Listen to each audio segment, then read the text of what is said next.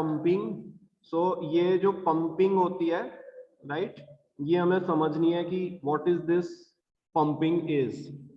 ठीक है, तो जैसा मैंने आपको पिछले लेक्चर में बताया था कि मान लीजिए ये लोअर एनर्जी लेवल E1 जो है वो ग्राउंड स्टेट है, और ये हायर एनर्जी लेवल E2 जो है ये एक्साइटेड स्टेट है। क्योंकि ग्राउंड स्टेट की एनर्जी एक्साइटेड स्टेट से कम है, इसलिए ग्राउंड स्टेट एक्साइटेड स्टेट से ज्यादा स्टेबल होगा। तो ये एक स्टेबल ग्राउंड स्टेट है और ये अनस्टेबल एक्साइटेड स्टेट है। लिहाजा जो एटम्स हैं वो किसी भी फाइनाइट टेम्परेचर पर सारे एटम ग्राउंड स्टेट में होंगे और हमारी एक्साइटेड स्टेट खाली होती है।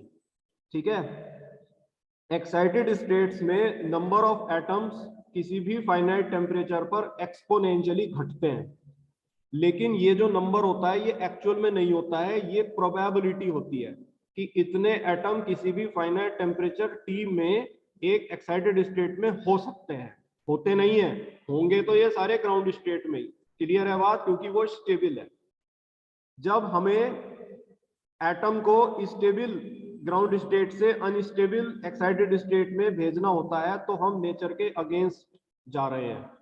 तो इसी वजह से हमें एक एक्सटर्नल सोर्स से एटम्स को एनर्जी सप्लाई करके एक्साइट कराना पड़ेगा। एटम अपने आप से ग्राउंड स्टेट से एक्साइटेड स्टेट में नहीं जाएंगे अपने आप से, लेकिन एक्साइटेड से वो ग्राउंड में अपने आप से आते हैं क्योंकि उन्हें स्टेबिलिटी पसंद होती है।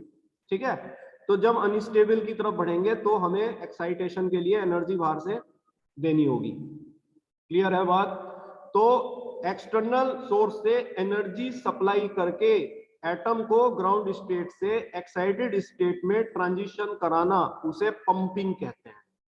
तो पंपिंग क्या होती है? Pumping is actually a technique which is used to excite the atoms from the ground state to the excited state by supplying external energy, right? तो ये पंपिंग कितने तरह की हो सकती है? जैसे कि मैंने अपनी इस फिगर में फोटोन से दिखाया है। ठीक है, ये एक फोटोन है, राइट? तो ये फोटोन को एटम को एब्जॉर्ब करा करके भी एनर्जी सप्लाई की जा सकती है। इस फोटोन की एनर्जी ग्राउंड स्टेट और एक्साइटेड स्टेट की एनर्जी डिफरेंस के इक्वल होगी, E2 माइनस E1। तभी मैंने आपको पिछले टर्न में बताया था एटम एक्साइट हो सकता है, अदरवाइज नहीं होगा। कम नहीं होनी चाहिए, ज्यादा नहीं होनी चाहिए। ठीक है, तो फोटोन से एटम को एब्जॉर्ब करा के हम एक्साइटेशन कर सकते हैं। और क्या तरीका हो सकता है? दूसरा तरीका है कि हम इलेक्ट्रॉन, ये एक इलेक्ट्रॉन है, ठीक है, इलेक्ट्रॉन्स को एटम के से कोलाइड करा के, ये मैंने एक इलेक्ट्रॉन को एटम से कोलाइड कराया। ठीक है, तो इलेक्ट्रॉन एटम से कोलाइड करके अपनी एनर्जी को एटम को ट्रांसफर करेगा। एटम इलेक्ट्रॉन से एनर्जी लेकर ग्राउंड स्टेट से एक्साइटेड स्टेट में एक्साइट हो जाएगा। ऐसा भी हो सकता है। ठीक है, और किस तरीके से कराया जा सकता है? हम जो है कोई भी ये हमारी एनर्जी है, ठीक है, हम कोई भी एनर्जी जो केमिकल रिएक्शन से निकल रही है उसको भी एटम्स को देकर उन्हें एक्साइट कर सकते हैं ग्राउंड स्टेट से एक्साइटेड स्टेट में। ठीक है, ये एनर्जी एक्सोथर्मिक केमिकल रिएक्शन से निकलेगी। ठीक है, एक्सोथर्मिक केमिकल रिएक्शन आपको पता है जो कि एनर्जी रिलीज करता है। ठीक है, सो जब ये एनर्जी रिलीज होगी तो इस एनर्जी को यूज करके हम एटम को एक्साइट कर सकते हैं। और क्या तरीका हो सकता है? हम किसी भी आइसोथर्मल एक्सपेंशन के कारण जो एनर्जी निकल रही है, ठीक है, आइसोथर्मल एक्सपेंशन के कारण कोई एनर्जी निकल रही है, उसे भी एटम्स को देकर एक्साइट करा सकते हैं। जैसा कि आइसोथर्मल एक्सपेंशन में क्या होता है बेटे? टेम्परेचर कांस्टेंट होता है। ठीक है, सो आप जानते हो first law of thermodynamics, delta Q is equal to delta U plus delta W। तो टेम्परेचर कांस्टेंट होने से डेल्टा U 0 होता है, तो डेल्टा जो भी वर्क एक्सपेंशन में किया जाता है वो एज एन हीट एनर्जी बाहर आती है। Delta W is delta Q। ठीक है ना, तो जो भी वर्क वो एक्सपेंशन में कर रही है गैस, वो एज एन हीट एनर्जी बाहर आएगी। उस हीट एनर्जी को मैं यूज कर सकता हूँ एटम को एक्साइट कराने के लिए ग्राउंड स्टेट से एक्साइटेड स्टेट में। क्लियर? और बाकी हम और भी एनर्जी यूज कर सकते हैं, जैसे हमारी कोई भी नॉर्मल थर्मल एनर्जी, राइट। तो बेटे एटम को एक्साइट कराने के ये डिफरेंट तरीके हो सकते हैं, राइट। जब मैं एटम को फोटोन को एब्जॉर्ब कराकर एक्साइट कराता हूं, इसको ऑप्टिकल पंपिंग कहते हैं। So I have represented this by O. O stands for optical pumping, ठीक है। जब मैं एटम्स को इलेक्ट्रॉन के कॉलिजन से उस इलेक्ट्रॉन के द्वारा एनर्जी ट्रांसफर करा के उसको एक्साइट कराता हूं, इसको कहते हैं electrical pumping. So I have denoted with E, ठीक है। इलेक्ट्रिकल पंपिंग होती है जब इलेक्ट्रॉन से इंपैक्ट से एटम को एक्साइट कराया जाता है, ठीक है।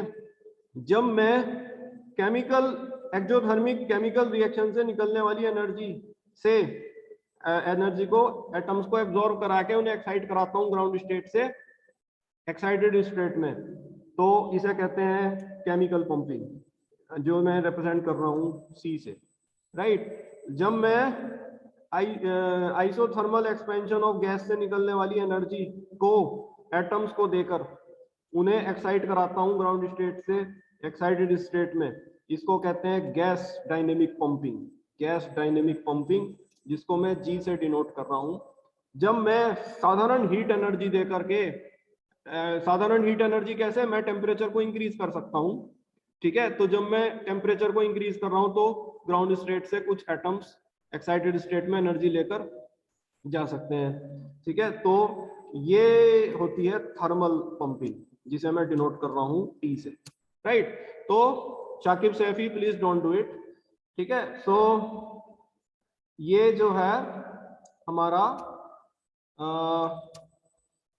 कितने भी तरह का वो हो सकता है, ठीक है ना। जब मैं फोटोन से एक्साइट कराता हूं एटम्स को, तो ये ऑप्टिकल पंपिंग कहलाई जाती है, जो कि बेसिकली सॉलिड स्टेट मीडियम में यूज होती है। जब हमारा एक्टिव मीडियम वो मीडियम होता है जिससे लेजर बनता है, राइट। इसके बारे में हम डिस्कस आगे करेंगे जैसे चैप्टर बढ़ेगा।